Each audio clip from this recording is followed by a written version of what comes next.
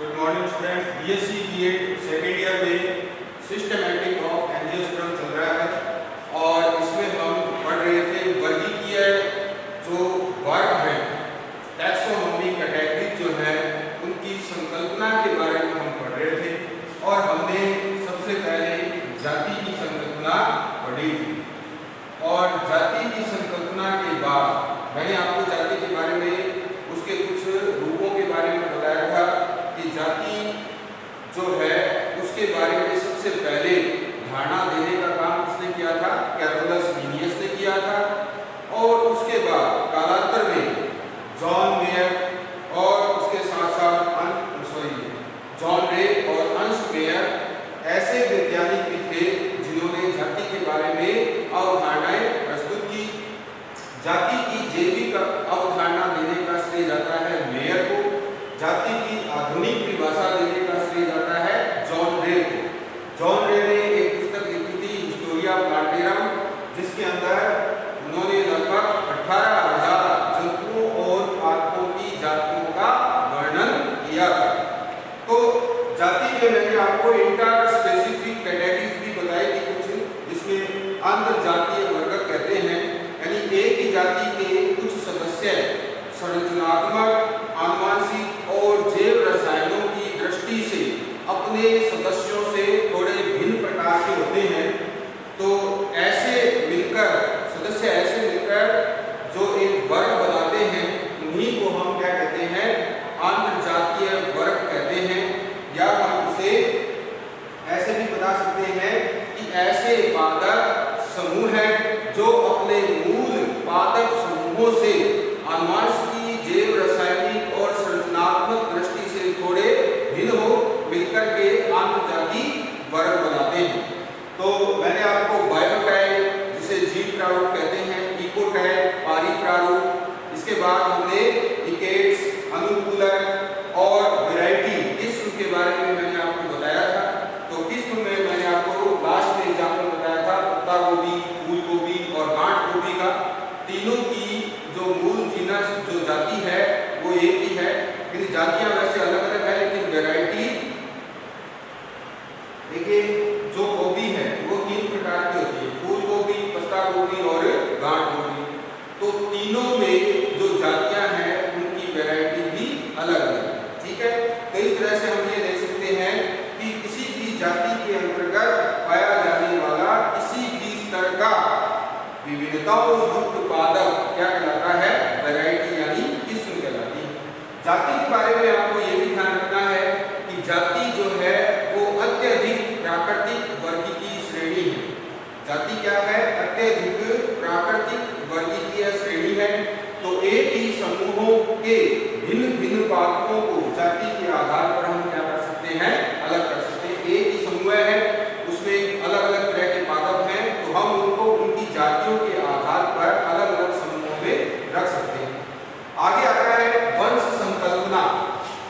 Next है वंश संकल्पना, इसके बारे में हम जानेंगे। वंश संकल्पना क्या है? देखिए आधुनिक जो हम ये कह सकते हैं कि बॉटनी में वर्गीकीय नामकरण के लिए आधुनिक लैटिन नामों का जनक किसे कहा जाता है? आधुनिक लैटिन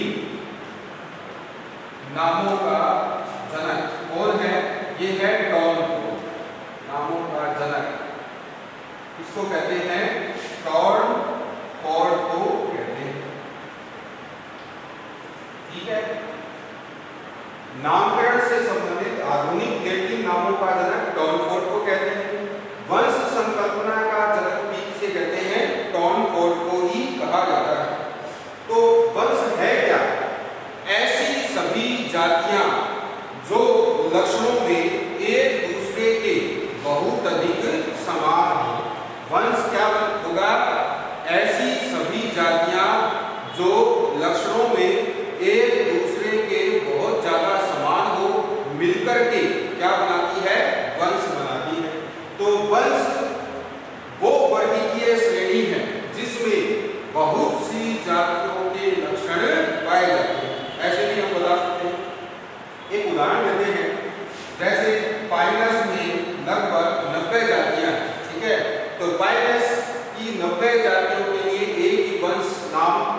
होता है वो है फाइलस। ठीक है, जैसे वंश है ब्रेसिका, तो Brassica campestris, Brassica oleracea, Brassica रापा, ये सब क्या है, ये जातियां तो अलग अलग हैं लेकिन वंश इसमें क्या है, एक ही है जिसका नाम है ब्रेसिका। ठीक है, तो ब्रेसिका वंश एक ही है परंतु जातियां अलग अलग है, ब्रेसिका रापा भी होता है। ठीक है, इसके बाद ओलेरेसिया भी होता है और ब्रेसिका कैम्पेस्ट्रिस यानी सरसों भी होती है। ठीक है, तो इस तरह से हम देखते हैं कि वंश वो वर्गीकीय श्रेणी है जिसमें बहुत सी जातियां समाहित होती है, या हम ये कह सकते हैं कि बहुत सी जातियां ऐसी बहुत सी जातियां जो लक्षणों में एक दूसरे से बहुत ज्यादा समान हो, मिलकर के क्या बनाती है, वंश बनाती है। तो टॉम फोर्ड को वंश संकल्पना का जनक कहा जाता है। इन्होंने एक पुस्तक लिखी थी, इंस्टीट्यूशन ऑफ री-हर्बेरी, इंस्टीट्यूशन री-हर्बेरी।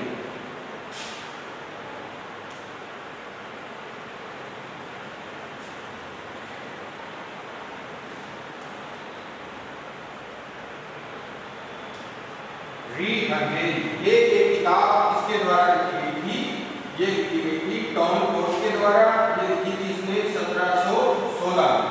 और इसी पुस्तक में इसने 698 वंशों का विवरण दिया था। 698 वंशों का विवरण किसमें दिया था, इसने इंस्टीट्यूशन री-हर्बेरी नामक पुस्तक में 1716 में बताया। और इन्होंने जो वंश संकल्पना दी थी, या हम यूं कहें कि टॉम फोर्ड द्वारा जो वंश संकल्पना दी गई थी उसका आधार क्या था, तो टॉम फोर्ड ने अपनी अवधारणा में फूलों और फलों यानी फ्लावर एंड फ्रूट के लक्षणों का महत्व बताया था। जबकि लीनियस ने क्या किया था, लीनियस ने जब अपनी अवधारणा दी थी वंश के लिए तो उन्होंने पुष्पीय लक्षणों को आधार बनाकर की अवधारणा दी थी। तो लीनियस और टॉम फोर्ड दोनों की अवधारणा में अंतर क्या है, लीनियस ने केवल पुष्पीय लक्षणों को आधार बनाया वंश संकल्पना के लिए, जबकि टॉम फोर्ड ने फूलों और फलों यानी फ्रूट एंड फ्लावर दोनों के लक्षणों को आधार बनाकर किया। ठीक है, इसके साथ साथ जब कालांतर में वंश संकल्पना के बारे में और नई जानकारियां जुटाई गई तो भी सिर्फ फूलों और फलों के आधार पर ही नहीं, बाकी की जो अन्य ब्रांचेस हैं बॉटनी की, जैसे पेलिनोलॉजी है जिसे हम परागण विज्ञान कहते हैं, प्लांट एनाटॉमी है, साइटोलॉजी है, तो इस तरह की जो अन्य ब्रांचेस हैं बॉटनी की, उनसे उपलब्ध सूचनाओं को भी वंश संकल्पना बनाने के लिए उन सूचनाओं को भी काम में लिया जाएगा। तो आधुनिक वंश संकल्पना जो है वो समग्र रूप से पुष्पों और फलों के लक्षणों के आधार पर तथा साथ ही साथ जो अन्य सूचनाएं हैं जो कि हमें इससे प्राप्त होती है, वनस्पति विज्ञान की अन्य शाखाओं से प्राप्त सूचनाओं को भी वंश संकल्पना के लिए आधार बनाया। तो एक वंश को फिर से आगे उपवंश में बांटा जा सकता है। ठीक है, सब जीनस या फिर हम यूं कहें सब सेक्शन। देखो वंश को सब जीनस यानी उपवंश में बांटा जा सकता है और सब जीनस को आगे भी किसमें बांटा जा सकता है, सेक्शन में बांटा जा सकता है।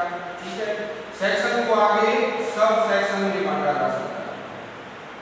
ठीक है, और फिर जीनस जो है इसको सब जीनस को आगे सीरीज में भी बांटा जा सकता है। ठीक है, तो इस तरह से हम देखते हैं कि वंश को सब जीनस यानी उपवंश में बांट सकते हैं, उपवंश को आगे सेक्शन, सब सेक्शन और सीरीज में भी बांटा जा सकता है। ठीक है, तो ये हो गई वंश संकल्पना। मोटी मोटी बातें ये है वंश संकल्पना की। सबसे पहले आपको ये ध्यान रखना है कि वंश संकल्पना का जनक टॉम फोर्ड को कहा जाता है। इन्होंने वंश संकल्पना के लिए पुष्पों और फलों दोनों के लक्षणों को आधार बनाया। ठीक है, हल्बेरी ने वंश संकल्पना को समझाया था, जिसमें उन्होंने 698 पादपों का वर्णन प्रस्तुत किया था। चौथा, वंश है क्या? तो ऐसी सभी जातियां जो लक्षणों में परस्पर एक दूसरे से बहुत ज्यादा समान हो, मिलकर वंश कहलाती है। ठीक है, और आगे लास्ट क्या है? वंश को सब जीनस में बदला जा सकता है। सब जीनस को आगे सेक्शन, सब सेक्शन और सीरीज में भी डिवाइड कर सकते हैं। आगे है कंसेप्ट ऑफ फैमिली। ठीक है, कुल संकल्पना। कुल क्या है? कुल संकल्पना। देखिए, ऐसे सभी वंश जो लक्षणों में एक दूसरे से काफी समान हो, ऐसे सभी वंश जो लक्षणों में एक दूसरे से काफी समान, दूसरे से काफी समानता रखते हो, ऐसे भी बोल सकते हैं हम, समानता रखते हो, मिलकर वंश बनाते हैं, सॉरी कुल बनाते हैं, मिलकर कुल बनाते हैं। ठीक है, ऐसे सभी वंश जो लक्षणों में एक दूसरे से काफी समानता रखते हैं, मिलकर क्या बनाते हैं? कुल बनाते हैं। तो एक कुल में बहुत सारे वंश पाए जाते हैं। ठीक है, और उन वंशों में आपस में लक्षण भी काफी मिलते जुलते होते हैं।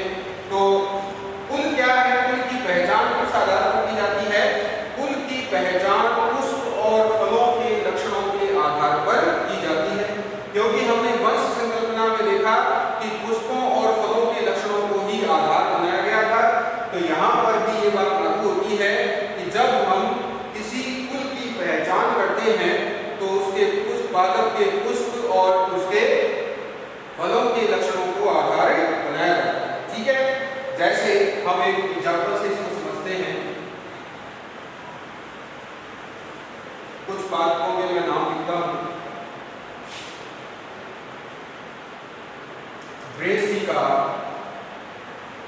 कैम्पेस्ट्रिस। ठीक है, एक तो ये हो गया, एक हो गया हाइड्रिस अमारा, एक हो गया रेफेनस स्टाइलस। ठीक है, तो आप देख सकते हैं कि ये वंश, ये जो है, ये सब क्या है? अलग अलग। ठीक है, लेकिन इन तीनों पादपों के लिए ये तो गया वंश, ये हो गई जाति, ठीक है, और ये कुल हो गया। तो कुल क्या है? इन सभी के लिए क्या है? एक ही है, वो है ब्रेसिकेसी। तो आप देख सकते हैं कि कुल तो एक है, इसमें 3 वंश मैंने आपको एग्जांपल दिए, वैसे बहुत सारे वंश हैं इस कुल के अंदर। ठीक है, इनकी अलग अलग जाति। तो इस प्रकार आप देख सकते हैं कि सब ये जो वंश हैं ये लक्षणों में एक दूसरे से समानता रखते हैं, इसलिए ये सारे वंश कहाँ पाए जाएंगे? एक ही कुल में पाए जाते हैं। ठीक है, अर्थात ऐसे सभी वंश जो लक्षणों में एक दूसरे से समानता रखते हो, मिलकर क्या बनाते हैं? कुल बनाते हैं। ठीक है, तो यहाँ आपको एक बात ये भी समझनी है कि कुछ ऐसे भी कुल हैं जिनमें केवल एक ही वंश पाया जाता है। ठीक है, कुछ ऐसे भी कुल हैं जिनमें केवल एक ही वंश पाया जाता है। तो उनको हम क्या कहते हैं? उनको हम कहते हैं मोनोटाइपिक। ठीक है, मोनोटाइपिक, एकल प्रारूपी, एकल प्रारूपी। ये 1.5 नंबर का क्वेश्चन है। ठीक है, एकल प्रारूपी। यहाँ पर आपको देखिए, ये जो टॉपिक मैं पढ़ा रहा हूँ, ये आपसे बड़ा क्वेश्चन कभी कभार पूछा जाता है। ज्यादातर इसमें से छोटे 1.5 नंबर के क्वेश्चन निकल के आते हैं, जैसे वंश संकल्पना को समझाइए, कुल संकल्पना को समझाइए, जाति की परिभाषा लिखिए, अंतरजातीय वर्गक क्या है, आपसे टिप्पणी मांग ली, इकोटाइप, बायोटाइप, इकेट्स, इकोफिल, इन पर टिप्पणी लिखिए, वैरायटी क्या है। इस तरह से छोटे छोटे क्वेश्चन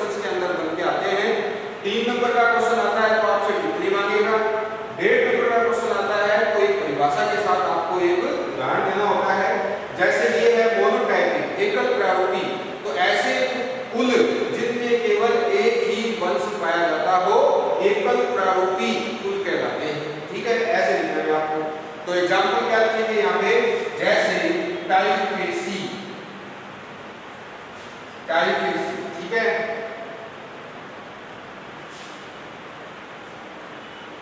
टाइफेसी में केवल एक ही क्या पाया जाता है, वंश पाया जाता है, इसका नाम है टाइफॉइड। ठीक है, एक और भी है जैसे स्पार्गेनेसी,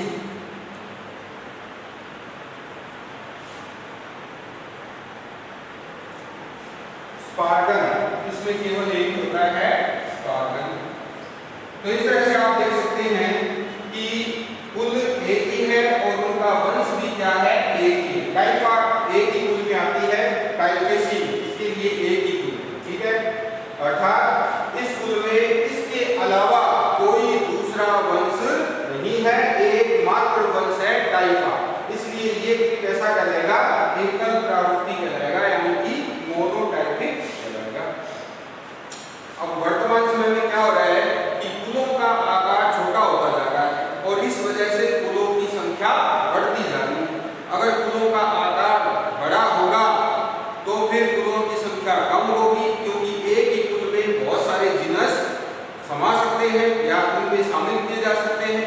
परंतु अगर कुल छोटे होंगे तो आप देख सकते हैं एकल प्रारूपी भी आ चुका है, यानी एक सिंगल कुल है उसमें एक ही जीनस है। तो इस तरह से जब सिंगल भी हो जाते हैं या फिर एक कुल में दो जीनस हैं तो ये सारे मिलकर क्या कर देते हैं, कुलों की संख्या को बढ़ा देते हैं। इस तरह से वर्तमान समय में कुलों की संख्या लगातार क्यों बढ़ती जा रही है, क्योंकि कुलों का आकार छोटा हो गया है। इसलिए हो गया है क्योंकि कुछ ऐसे भी कुल हैं जिनमें केवल एक ही वंश पाया जाता है, तो कुलों का आकार छोटा हो गया, इस वजह से उनकी संख्या बढ़ चुकी है। तो ये भी आपको याद रखना है। ये वाइवा में इस तरह से क्वेश्चन पूछे जाते हैं, बताओ कुल का आकार छोटा क्यों है, सॉरी कुलों की संख्या क्यों बढ़ती जा रही है। आपको सीधा सा आंसर देना है, क्योंकि उनका आकार छोटा होता जा रहा है, क्योंकि कुछ कुल एकल प्रारूपी होते हैं। इस तरह से आगे है गण संकल्पना।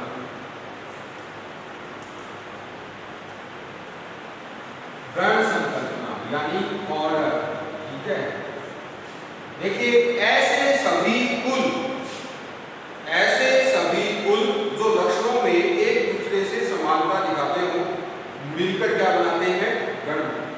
यानी समान लक्षणों वाले कुल मिलकर क्या बनाते हैं, गण बनाते हैं। एक गण में कई सारे कुल हो सकते हैं और उन कुलों में आपस में समानता देखने को मिलती है, उनके लक्षणों में समानता देखने को मिलते हैं। तो एक वैज्ञानिक था जिसका नाम है हचिसन, उसने छोटे छोटे गणों को मान्यता दी है, इसलिए गणों की संख्या भी बढ़ गई है। जैसे एक गण है पेराइटेरिस,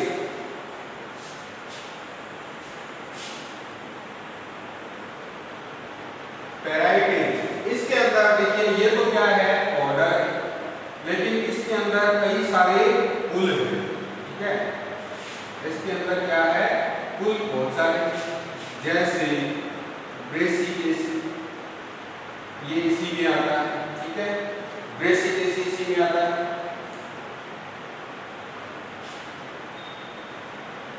रेजिडेसी, ये भी इसी में आता है। पेपेरेसी,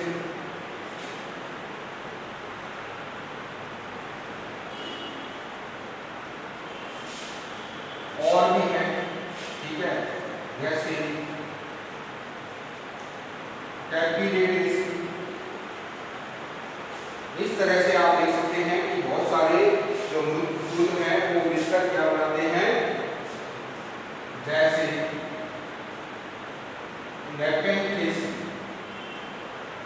इसमें नेपेंथिस पादप आता है, ये वो कुल है, ठीक है। इसमें जो पादप है वो पाए जाते हैं दलदलीय जलाक्रांत भूमि पर, ठीक है।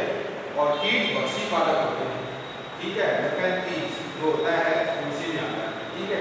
तो इस तरह से ये ऑर्डर है और इसमें कुल देखिए आप कितने सारे, तो ये सारे कुल लक्षणों में एक दूसरे से कुछ न कुछ या बहुत अधिक समानता दर्शाते हैं और मिलकर क्या बनाते हैं, ऑर्डर बनाते हैं, ठीक है। आगे आता है वर्ग संकल्पना। वर्ग बहुत सारे ऑर्डर मिलकर के बहुत सारे गण, बहुत या ऐसे कह सकते हैं समान लक्षणों वाले गण मिलकर क्या बनाते हैं, वर्ग बनाते हैं। मिलकर क्या बनाते हैं, वर्ग बनाते हैं, क्लास बनाते हैं, ठीक है। क्योंकि मैंने आपको बताया था कि जब हम क्लासिफिकेशन लिखते हैं तो किंगडम, फिर उसके बाद डिवीजन, फिर क्लास, फिर ऑर्डर, फिर फैमिली, फिर जीनस, फिर स्पीसीज और फिर वैरायटी, ठीक है। तो समान लक्षणों वाले गण मिलकर क्या बनाते हैं, वर्ग बनाते हैं, ये बनाते हैं क्लास, ठीक है। इसी तरह से समान लक्षणों वाले वर्ग मिलकर क्या बनाते हैं, डिवीजन बनाते हैं, ठीक है। और बाकी सारे ये सारे जो इसमें शामिल है किंगडम में शामिल है। तो इस तरह से हम देखते हैं ये वर्गीय संवर्गों की संकल्पना है।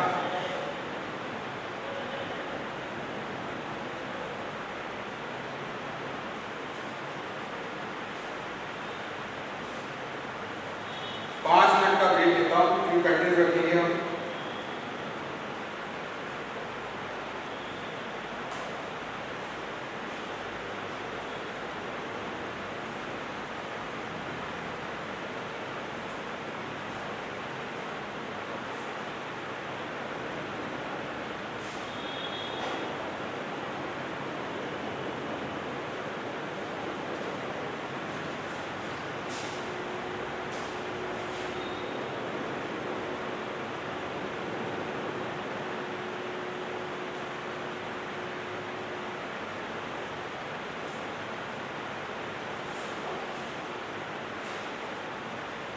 ठीक है, आगे चलते हैं। देखिए मैं आपको बता रहा था ऑर्डर के बारे में। समान लक्षणों वाले गण मिलकर क्या बनाते हैं, वर्ग बनाते हैं, ठीक है। तो अब आप यहाँ से देखेंगे वैरायटी शुरू से शुरू होते हैं हम कि समान लक्षणों वाले जो पौधे हैं वो मिलकर क्या बनाते हैं, जाति बनाते हैं, ठीक है। समान लक्षणों वाली जातियां मिलकर क्या बनाती हैं, वंश बनाती हैं। समान लक्षणों वाले वंश मिलकर क्या बनाते हैं, कुल बनाते हैं। समान लक्षणों वाले कुल मिलकर ऑर्डर बनाते हैं। और इसी तरह से समान लक्षणों वाले ऑर्डर्स मिलकर क्या बनाएंगे, क्लास बनाएंगे। समान लक्षणों वाली क्लास यानी वर्ग मिलकर क्या बनाएंगे, प्रभाग बनाएंगे, ठीक है। और ये सारे यहाँ से लेकर यहाँ तक इसमें शामिल है किंगडम, किंगडम में शामिल है यानी जगत में शामिल है। ऐसे ये सारे मिलकर क्या बनाते हैं, जगत बनाते हैं, यानी जगत यानी प्लांटी, इसे हम पादप जगत कहते हैं, ठीक है।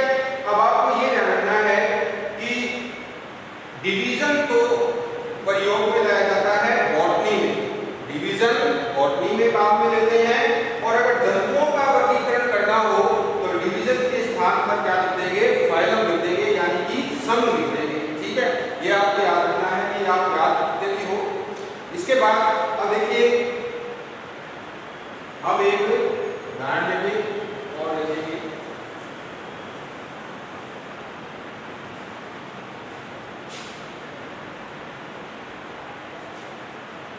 जैसे हम एक क्लासिफिकेशन लिखते हैं रेफरेंस स्टाइबस, ठीक है।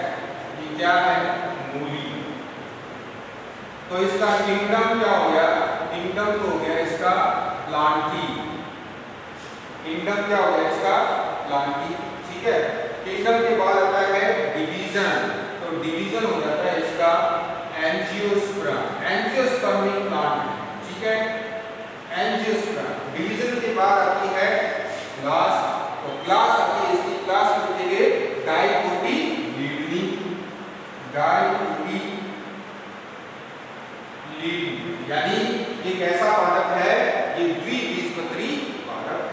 क्लास के बाद आता है ऑर्डर,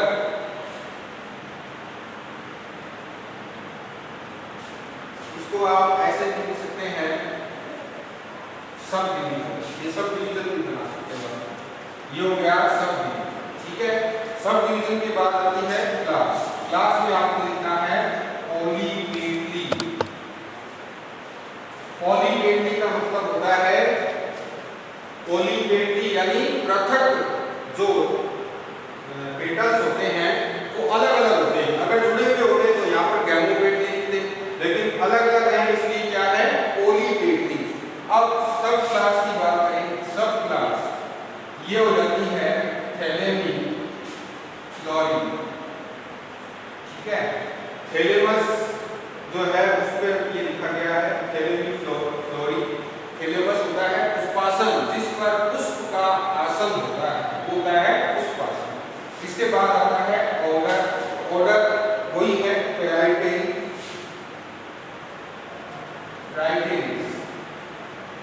मैंने आपको बताया था कि ब्रेसिकेसी जो कुल है वो किसमें आता है, पैराइटल्स में आता है, ठीक है।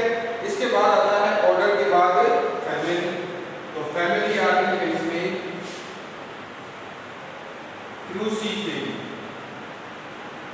या फिर आता है ब्रेसिकेसी, क्रूसीफेरी या ब्रेसिकेसी, ये इसकी फैमिली। फिर उसके बाद जीनस, तो जीनस आ जाता है रेडफेनस, और जाति स्पीशीज क्या है इसकी स्टाइलस। तो इस तरह से इनकी क्लासिफिकेशन का एक उदाहरण हमने देख लिया है, इसका रेफरेंस